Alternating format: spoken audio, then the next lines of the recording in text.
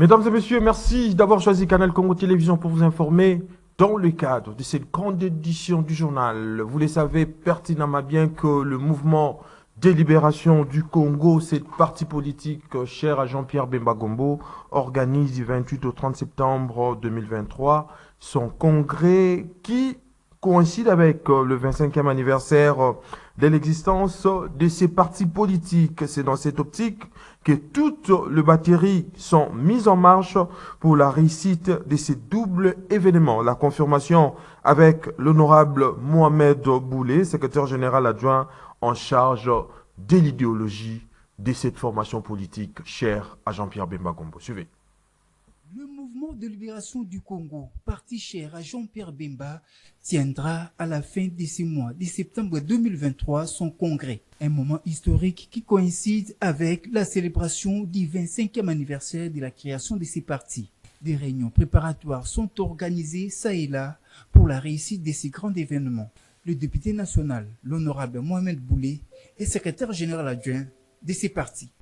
Parce que tous les 5 ans, nous sommes obligés, conformément à nos statuts, de tenir le congrès. Pourquoi? Parce que ça coïncide également avec le cycle électoral qui commence. Pour qu'en ce moment-là, on porte le choix sur les candidats du MLC aux élections présidentielles et les autres. Parce que dans l'intercession, c'est le bureau politique avec le collège des fondateurs qui assume ses responsabilités pour endosser. Et par conséquent, il doit présenter tous ces dossiers-là pour entérinement par le conseil des représentants qui est habilité à le faire. Et en ce qui concerne l'anniversaire qui coïncide avec le congrès, d'une pierre deux coups, les préparatifs vont bon train. Et c'est sous les signes du pardon que le MLC compte organiser ce double événement. Tous nous avons hâte à prendre connaissance de son discours. Ce sera un discours bilan.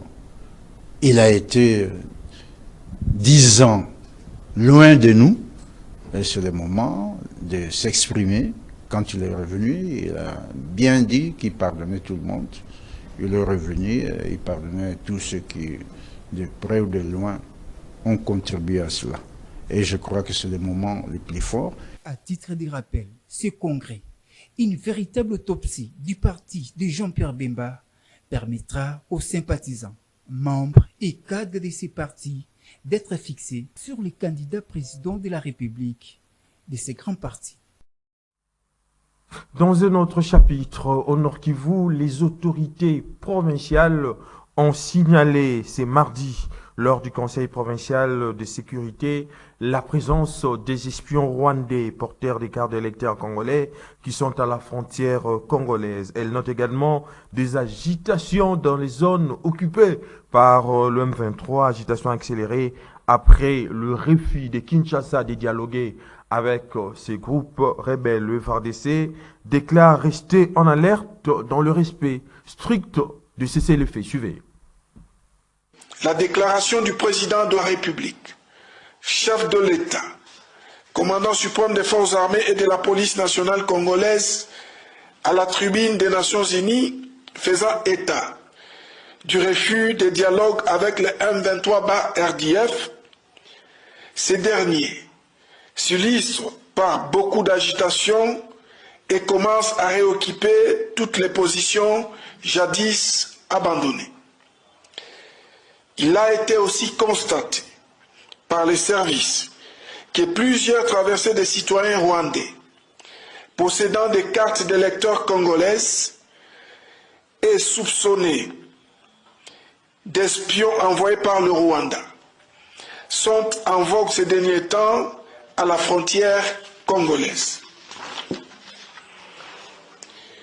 Pour ce faire, l'autorité provinciale a réitéré son vœu de voir tous les services, chacun en ce qui les concerne, de se mettre tout de suite au travail, de demeurer vigilant pour éviter d'une part une infiltration de l'ennemi entre nos lignes et d'autre part une surprise ennemie à l'interne.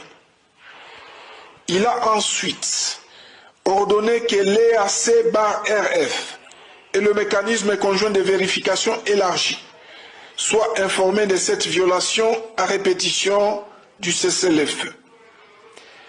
En ce qui concerne le dernier point, le comité provincial de sécurité a rappelé que lors de la récente descente de son Excellence, Monsieur le gouverneur ad intérim de la province du Nord Kivu, dans la cité de Mouchaki, en territoire de Massissi, le vendredi 22 septembre 2023, la population de la dite cité, longtemps meurtrie par la souffrance lui imposée par le M23-RDF, avait émis les vœux de voir la police nationale congolaise se redéployer le plus vite possible dans cette cité.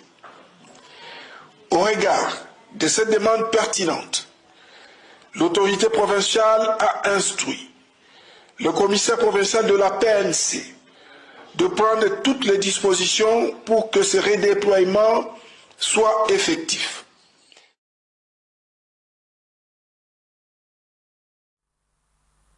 Examen et adoption du projet de loi portant reddition des comptes pour l'exercice 2023 à l'Assemblée nationale, présenté par le ministre de l'économie Nicolas Kazadi. Les députés nationaux ont déploré les dépassements budgétaires constatés ça et là dans certains ministères. Je vous propose donc de suivre l'économie de ces projets de loi par le ministre des Finances Nicolas Kazadi. Suivez. Il est question de rendre compte de l'exécution de la loi de finances du pouvoir central du dernier exercice clos. À cet effet, je me dois de passer en revue ce que nous, exécutif national, avions l'autorisation de faire durant l'exercice budgétaire 2022 pour solliciter de votre auguste Assemblée aux fins de valider et de clore rétrospectivement les recettes et les dépenses du budget de l'État de l'année dont question. Honorable Président de l'Assemblée nationale, distingués membres du bureau de l'Assemblée nationale, honorables députés, élus légitimes du peuple. Ma présentation est subdivisée en 3 points. Premièrement, synthèse du projet de loi portant reddition des comptes 2022 en chiffres. Deuxièmement, principales articulations du projet de loi portant reddition des comptes 2022. Et troisièmement, présentation sommaire de la situation des dépassements des crédits. S'agissant de la synthèse du projet de loi portant reddition des comptes 2022, en substance, le projet de loi portant reddition des comptes de la loi de finances du 31 décembre 2021 portant sur l'exercice 2022 est tout simplement la résultante de cette démarche. En termes chiffrés, les grandes articulations en recettes et en dépenses se présentent de la manière suivante. En recettes, les recettes du budget du pouvoir central réalisées lors de l'exercice budgétaire 2022 sont chiffrées à 26 126 milliards de francs congolais, soit un taux de réalisation de 117% par rapport aux prévisions de 22 253 milliards. Que se passe-t-il dans les territoires d'Oshwe dans la province de Maïndombe? En tout cas, les tétés là qui résident crient au massacre. Les rescapés de ces tueries à coups de machette ont saisi le président de la Ligue nationale des Anamongo, Barthélemy Okito, pour dénoncer et les aider enfin de déposer des plaintes en vue de l'ouverture des enquêtes. Gisèle Olivier Toko et Georges Libengue ont signé ces reportages. Suivez. Des Tétélas sont massacrés dans le territoire d'Oshwe de la province de Maïndombe. Les ressortissants de cette tribu y vivent avec la peur au ventre.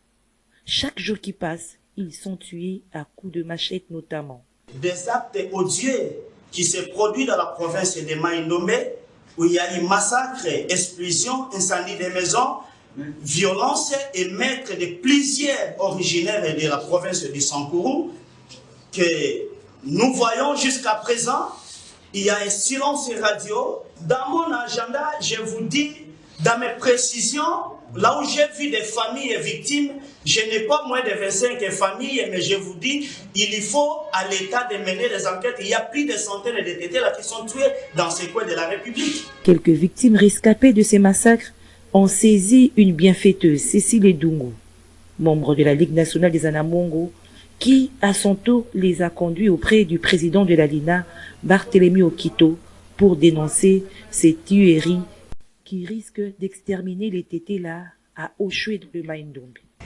Nous avons au Maïndombe, nous sommes de la même souche, que ce soit les Bolia, que ce soit le Kundo, que ce soit les Ekonda, que ce soit les Iyembe, que ce soit les Basengele que vous voyez là-bas, les Imoma, ce sont nos frères. Nous appartenons à un même ancêtre. Il y a une manipulation. Ruth Bola, la gouverneure du Maïndombe. C'est une fille à Namongo. Je parle avec. Elle doit nécessairement vous protéger. Mais la seule chose que je vais vous dire, ça ne doit pas rester impuni. Nous sommes quand même dans le pays. Comme on me dit que vous avez des preuves, donc vous allez faire une plainte. La justice élève la nation. Hein? Il y aura une plainte.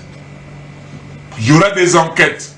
Parce que nous risquons de garder silence alors qu'il y a le génocide de Batete là, au Maïndombe, avec cette histoire de Mobone. Nous, les Anamons, on n'a pas peur de Mobone. Vous cohabitez avec vos frères, il n'a jamais eu de problème. Mais on ne peut pas nous exterminer, il ne peut pas avoir un génocide. Et il ne faut pas être silent. Les autorités saisies, les enquêtes doivent être ouvertes pour dénicher les commanditaires. Les victimes de cette chasse au tété là Oshwe dans le Maïndombe crient à la manipulation politicienne. Dans un état de droit, chaque Congolais a droit de vivre où il veut. Que les autorités prennent à bras le corps cette situation qui prend déjà des proportions inquiétantes. Mesdames et messieurs, suivez en plus ample détail ce qui se passe réellement à Oshwe dans le Maïndombe. Un rescapé de ces massacres et l'avocat des victimes explique ici au micro de notre reporter Georges Libengue. Tozali kolobela awa province ya Maïndombe mobimba te. Toza précisément na territoire ya Oshwe na kati ya province ya Maïndombe. Ni leki na territoire ya Oshwe. Territoire ya Oshwe basalaki makita moko ya CC100 ke biso batetela toyeba. Po ete ba kosilisa etine batetela nyonso pona jalousie ya biloko batetela bakomina yango kuna. Ndenge nini tozali koyeba yango. Moto moko kombo na Eselo Park na Isiro abomaki ndeko na biso moko ya Mongo bato nyonso bayebi Oshwe mobimba abeti nzete na moto moko te atunaki Eselo Park wana ke osali nini to nini leta yake akangi kaka ye akena Eselo Park ye moko Eselo Park wana kundu abomi Mongo moto moko te adeklaraki likambo wana ke to luka bakundu to luka songolo pakala bango babongisaki basombi ba masasi babongisi ba biloko ebele babandaki koyebisa biso ke mukolo ezali tokobenga na bino nyonso mukolo ezali tokobenga na bino nyonso biso tozali kozwa makambo na neti na légèreté ke lokola tobali bango tovandi na bango toumeli na bango kala eza makambo kaka ya biloba nde bazali koloba or ke bazalaki na likambo moko ya sese oyo biso toyebaki yango te ekokoma papa oyo batie kaka échantillon ndenge wana kaka ke o moto eza nda ya bomi baya koboma bato ndenge ni toyebela beza échantillon papa wana akendeki na ndenge na ye moko na mwasi na ye na kati ya zamba akekuna akekokufa soki na nzete soki na eloko nini bango moko bakekobimisa ebebe wana sans toutefois kolukata service moko ya leta kobima kaka oyo babimi kuna bapanzi masasi na bato nyonso mpo babanda koluka batata baboma bango moto abomi moto entre bango mibali ndenge ni masasi ebima lisusu na mboka mpo bakabola masasi wana bakende baluka bato mosusu mpona koboma bango moko bazali kondima na baaudio na bango lolenge basalelaki bamasasi mpona koboma batetela lolenge bakangaki bana ya batetela prise en otage ti lelo bana na biso ebele bazali epa na bango ti lelo Daniel, avocats au barreau de Kinshasa. La procédure par rapport au dossier des Oshwe, nous avons vu quand on était à l'auditorat militaire de Maluku, il y avait normalement la justice a fait son travail. Arrivant au TGI Kigolé, là où on voit qu'il y a toute une complicité entre les magistrats et le député national Kadem Oupi. En cela, le président a toujours dit que la justice élève une nation. Lorsque quelqu'un est pourvu de son droit, ce n'est pas dans un pays où nous sommes aujourd'hui délaissés par rapport au dossier judiciaire et au dossier qui concerne la communauté. Maintenant, le dossier, nous avons introduit les recours, demande à communication, parquet général de Kinshasa Matete, le dossier sur RMP 19221 LVN, là où nous sommes maintenant au niveau du parquet général, parce qu'il y a une complicité au niveau du parquet secondaire.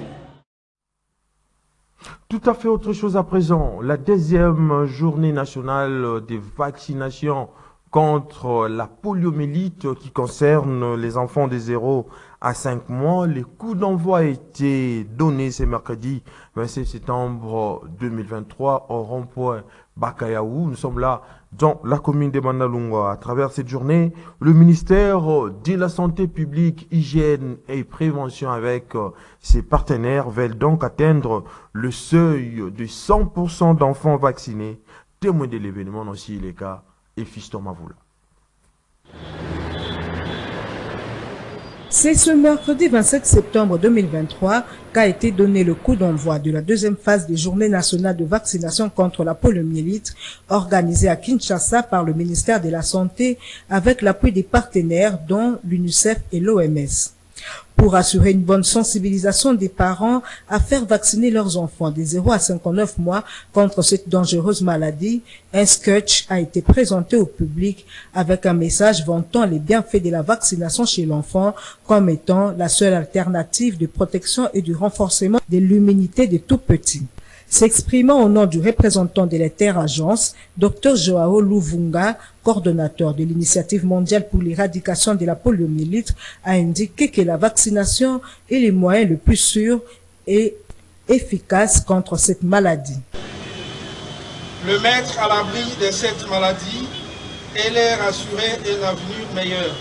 Depuis le lancement de l'initiative mondiale de l'éradication de la polio, il y a près de 30 ans, des progrès importants ont été enregistrés. La pandémie Covid-19 a secoué l'ensemble de ces efforts, entraînant une baisse de niveau de vaccination essentielle dans plus de 100 pays.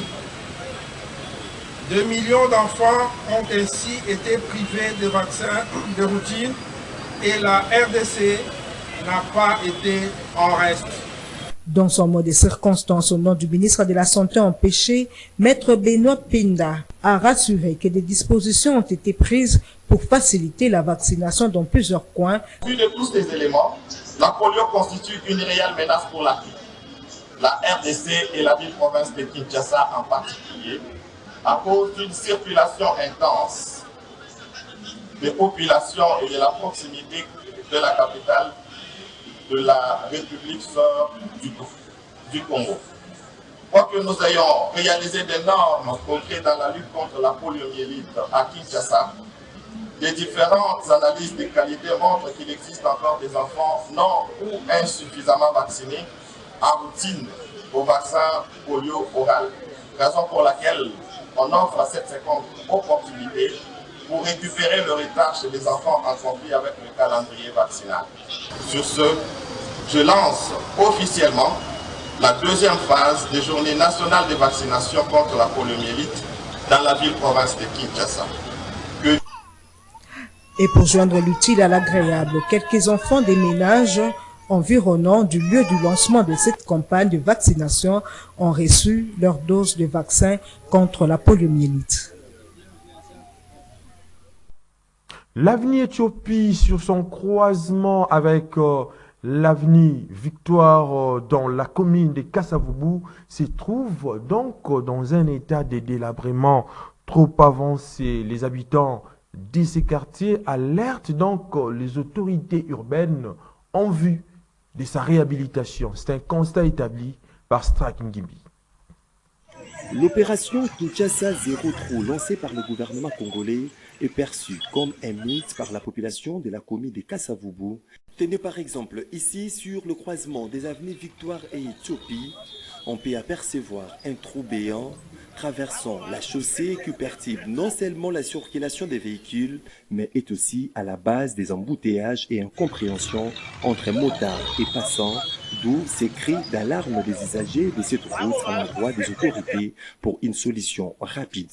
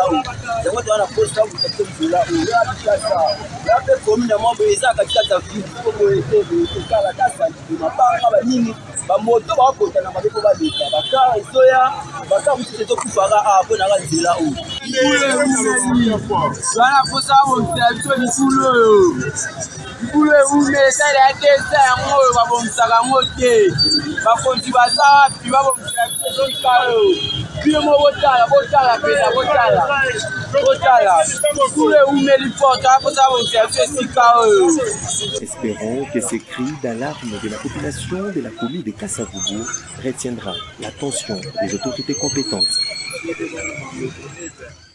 Problème de circulation routière sur les boulevards Lumumba au niveau des débonhommes où les marchés pirates sont à la base des embouteillages. La population appelle l'autorité à pouvoir régler cette situation, mais aussi et surtout à la prise de conscience des vendeurs et vendeuses. Strak Ngimbi nous a encore une fois de plus établi ces constats. Suivez. C'est à partir de 16h que s'ouvre un marché tous les jours sur les boulevards Lumumba, précisément le long du saut des moutons du quartier des bonhommes dans la commune de Matete. Conséquence, embouteillage, le risque d'un cas d'accident, l'envahissement de la marche des piétons par les vendeurs et vendeuses, les poubelles et beaucoup de déchets plastiques. Les habitants de ces quartiers lancent un appel auprès des autorités face à cette situation. Il y a un risque. Il y a un de les bateaux. Il y a un moyen que l'on a bateau, on a quelque part. Maintenant, il y a un risque. Il y a un risque. Il y a un salité. Il y a un 6 heures, 7 heures saleté, elle-même 10 heures. Mais on attend que l'on a un peu de tardif. Alors, ils ont obligé l'État à avoir une disposition. Il y a quelque part. Il y a un risque. Mais on a comme ça qu'on a risque. Car il faut changer de direction et bon, ils ont créé des ordres minimes. D'abord, pour les bus piétons sautent au tambola, ils ont créé un embouteillage.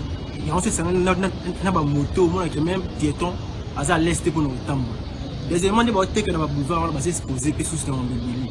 Il y a un danger, tout ce qui est tellement discret, mais il y a un accident, on va s'exposer, juste quand on a un boulevard. Donc, moi, à base d'épargner, les athées. En plus, ils ont créé la salité. On va te wana mtu asisa atiki banini wana ba salité wana l'autre tonga oyana donc et ba sera salité de la salité. Donc ba konzi faut le moyen pour ça nécessaire pour une solution pour la ça peut provoquer des accidents, ça c'est de 1 et de 2 ça bouge tout le caniveau qui est dans la ville et ça crée des inondations lorsqu'il y a de pluie. Et suite à ça, on doit vraiment faire appel à la conscience de tout Congolais. D'au moins, même si vous vendez, mais à la fin de votre, à la fin du marché, vous ramassez, vous emballez vos trucs et cherchez comment faire l'usage de tout ce que vous avez drainé comme saleté. Les mesures prises par l'autorité de la ville concernant le marché pirate dans leur capitale congolaise ne sont toujours pas respectées, surtout au quartier des Bonhommes. Un seul souhait de la population est de voir l'opération Kinbopeto descendre dans leur quartier. Sport à présent, avant donc de boucler définitivement cette grande édition du journal sur Canal Congo Télévision, les léopards dames de la République démocratique du Congo se sont qualifiés pour les deuxièmes tours qualificatifs des éliminatoires de la CAN féminine Maroc 2024 le mardi 27 septembre 2023 à Cotonou au Bénin. C'est après leur deuxième victoire sur les Amazones de Bénin en match retour que les dames de la République démocratique du Congo ont obtenu cette qualification. Revenons donc sur cette rencontre avec John Mukadi. C'est avec un léger avantage que les léopards de la RDC sont arrivés à Cotonou pour ce match retour, au stade Matchekerekou. Obligés d'obtenir un bon résultat à domicile, les Béninoises ont frappé dès les premières minutes en ouvrant le score à la 5e minute de jeu.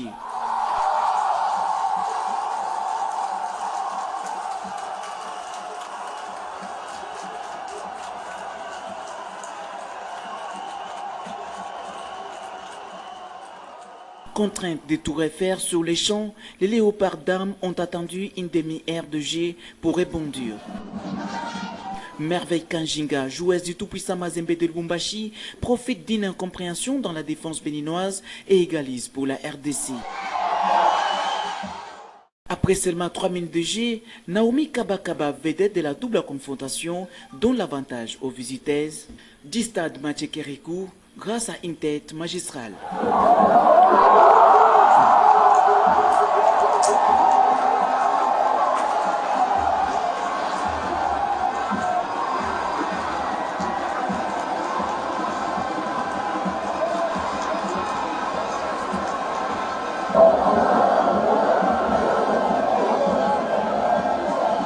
En deuxième période, malgré les envies de faire évoluer les scores de part et d'autre, le marquoir n'a pas changé jusqu'au dernier sifflet.